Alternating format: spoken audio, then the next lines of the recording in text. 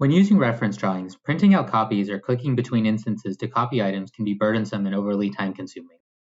With a digital copy and the ability to move these within your screens, the process can be much more efficient for users.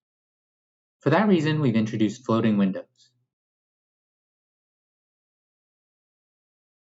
Now in AutoCAD, you can tear or drawing a window away from the tab to view, reference, and edit your drawing side by side or on another monitor.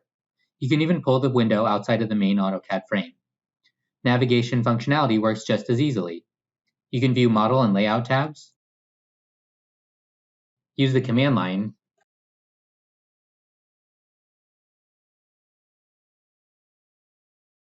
pan, and zoom. With this feature, we aim to help users improve their user experience and continue to work faster with AutoCAD.